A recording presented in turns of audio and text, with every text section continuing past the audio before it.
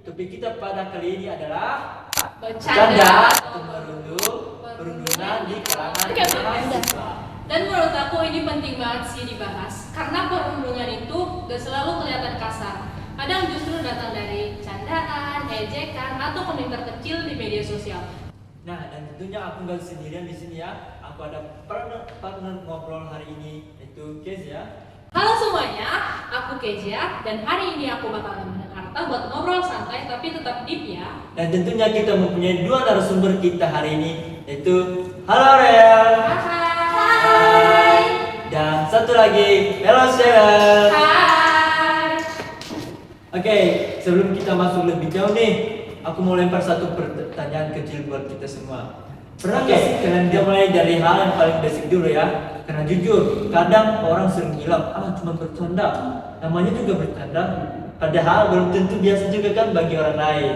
Aku mau lempar pertanyaan ini buat Aurel deh. Mengapa, apa sih yang dimaksud dengan perundungan itu? Oke, kalau menurut aku, perundungan itu adalah tindakan agresif yang dilakukan secara terus-menerus, sehingga korban merasa tertekan, takut, dan tidak berdaya. Berarti intinya selama itu nyakitin, ngerendahin atau bikin orang tertekan itu udah termasuk dalam perundungannya. Iya, itu udah termasuk.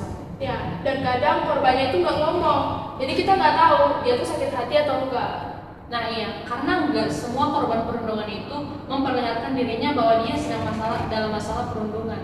Nah, sekarang kita masuk pada bagian yang sering kita temui dalam kehidupan sehari-hari ini.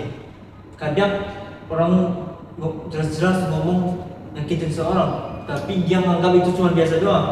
Dan saya mau bertanya nih, kenapa sih bercanda atau perundungan itu sering dianggap biasa? Karena banyak orang tuh fokus ke niat, bukan ke dampak. Jadi kadang orang ngomong, ya kan bercanda doang, tapi tanpa mikir orang lain itu sakit hati atau enggak. Menurut aku, canda itu seharusnya bikin orang lain itu nyaman, bukan hanya lucu di satu pihak orang saja. Oke, sekarang kita ngomong yang paling dekat di kampus nih. Kalau di kalangan mahasiswa sendiri, bentuk-bentuk perundungan itu apa saja sih? Bentuk perundungan itu sendiri banyak banget ya teman-teman. Contohnya nih, merendahin penampilan orang lain atau cara orang lain berbicara, dan meremehkan cara orang lain berbicara atau menertawakan orang tersebut. Iya, dan dari jurnal yang aku baca, bentuknya juga banyak, yaitu dari media sosial, cyberbullying.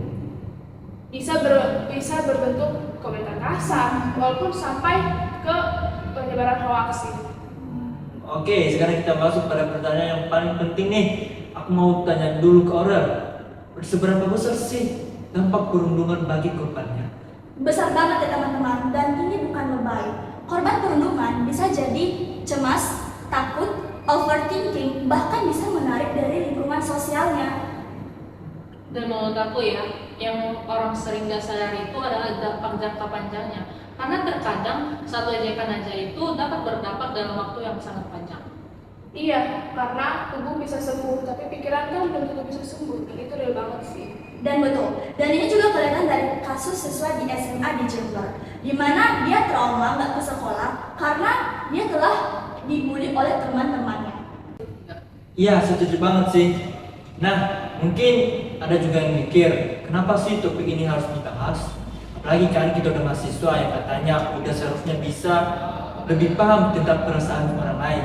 Tapi justru karena itu, aku mau tanya ke Sharon deh, menurut kamu kenapa isu perundungan ini penting banget untuk dibahas? Karena kampus seharusnya menjadi tempat mahasiswa berkembang, bukan menjatuhkan satu sama lain. Nah ini aku setuju banget sih, karena kampus tuh harusnya jadi ruang yang bikin orang bertumbuh dan berani jadi diri sendiri, bukan malah jadi tempat orang takut karena perundungan yang dianggap sebagai candaan. Betul, dan Mas itu kan calon pemimpin, calon pekerja, dan calon orang tua ke depannya.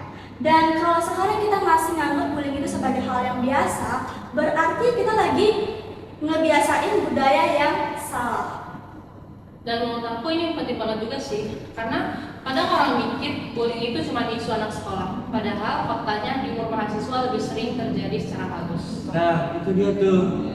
Sekarang kita masuk ke topik yang paling relate sama kehidupan kita sehari, yaitu cyberbullying. Karena jujur ya, orang kadang lebih berani nyakitin orang lain lewat layar dibanding ngomong secara langsung.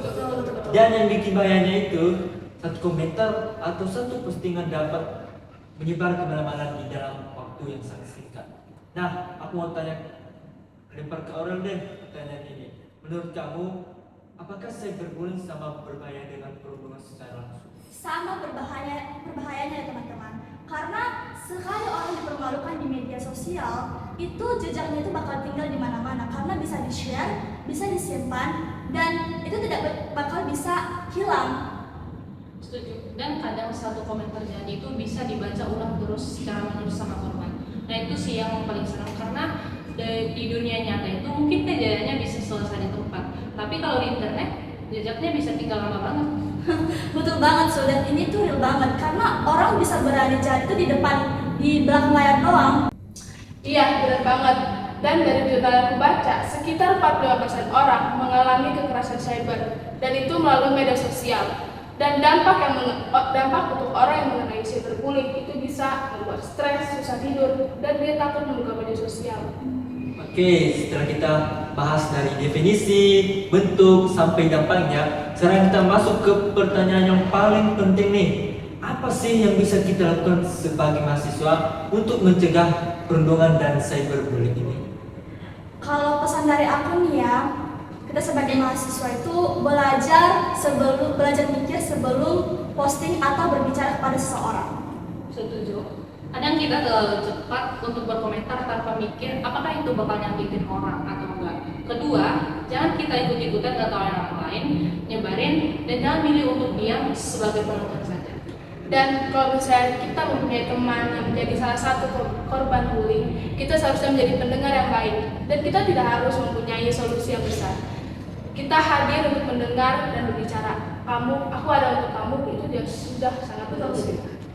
Oke, sebelum kita tutup nih ya, aku pengen minta satu pesan singkat dari kalian. Kalau misalnya ada orang luar yang lain yang mendengarkan podcast kita ini dan pernah merasa jadi korban, apa yang ingin kalian sampaikan kepada mereka? Oke, kalau pesan dari aku nih ya, jangan pernah menganggap luka orang lain itu kecil karena kita belum ngerasain hal apa yang dimilikinya. Dan kalau dari aku, baik dan empati itu keren, tapi tidak semuanya harus diikuti semuanya. Karena kita nggak tahu apa yang disimpan seseorang. Nah, dan kalau kamu pernah jadi korban, aku cuma mau bilang, apa yang kamu rasain itu nyata. Kamu nggak lebay kok, kamu gak terlalu sensitif, dan kamu nggak sendiri. Dan jika dilihat dari sudut pandang iman, ada satu ayat yang cocok banget buat topik ini. Efesus 4 ayat 29 berkata, janganlah ada perkataan kotor keluar dari mulutmu, tetapi pakailah perkataan yang baik itu untuk membangun, di mana perlu, supaya mereka yang mendengarnya beroleh kasih karunia. Artinya, kita harus membangun, bukan saling jatuhkan. Jadi, dari obrolan kita hari ini, bisa kita lihat bahwa perundungan dan cyberbullying itu bukan hal yang sepele. Kadang dianggap cuma bercanda, ternyata bisa jadi luka yang serius buat orang lain. Dan yang paling penting, kita harus sadar kalau lingkungan yang aman itu gak terbentuk sendiri, tapi dibangun dari cara kita ngomong, cara kita bercanda, cara kita memperlakukan orang, dan cara kita bersikap di media sosial.